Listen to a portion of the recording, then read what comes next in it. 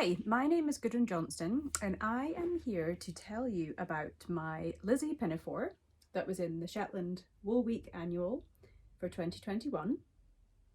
This is actually a recreation of a design that my mum came up with in the 70s when she ran her Shetland Trader knitwear business. So that was a mail order business that she started in the 70s, and she began by designing things for kids. I recently brought out a publication, a book, a collection of knitwear based on her adult garment designs, and that came out around the same time as Shetland Wool Week 2021. And when I was asked to contribute something for the annual, I thought it would be nice to include one of her kids' designs, or a recreation of one of her kids' designs. So this is the Lizzie Pinafore. I also contributed a feature for the annual this year, so it talks a little bit more about the book that I did and also about the Lizzie Pinafore. Just wanted to show this picture here, which is the current Lizzie Pinafore being modelled, and then this is a picture of my older sister modelling it in the 70s in a snowy Bigton, Shetland. And also, just for fun, this is one of my mum's original brochures with a hand-drawn pictures here by my grandmother, and this is her version of the Lizzie Pinafore. She didn't call it the Lizzie Pinafore, she just called it, I think, lacy stitch pinafore. And I named it Lizzie after a next door neighbour of theirs when they lived in Bigton, my parents. And she would have done a lot of knitting for my mum when she was getting started with her business. So just briefly, just to talk about the construction of this, you will probably recognise this lace. You see it in a lot of Shetland knitting.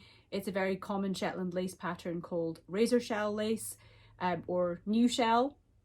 There's an old shell, which is slightly different. So the razor shell or new shell is a very simple garter stitch based lace pattern, and it creates these very prominent zigzags. So it's great for using striping of colours in it, which is what you can see here.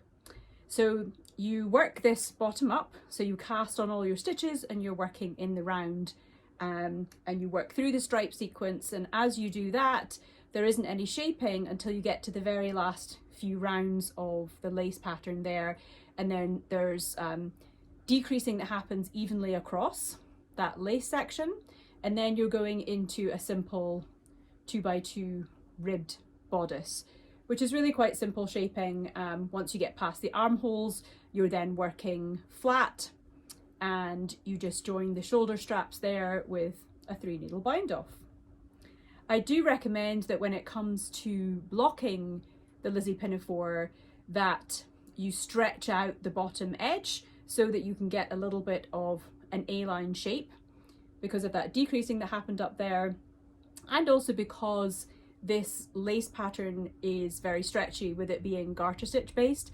You can really add some shape to the body itself. You could also add in more rows of the lace pattern if you wanted it to be a bit longer. This is sort of intentionally on the shorter side to be worn over, you know, leggings or trousers, that kind of thing. So there's 4 different sizes for this. They're all kid sizes. I have had some requests to make this into an adult version, so maybe that will happen, we will see. You can see that I'm also wearing a cowl version here of the same stitch pattern. This is a cowl that I just brought out at the end of the year, and I called it the Lizzie cowl, and I've used exactly the same colours as I chose for the Lizzie Pinafore. So if you make a Lizzie Pinafore, please make sure to tag me, put up photos, all of that on social media, because I would love to see your versions. Thank you.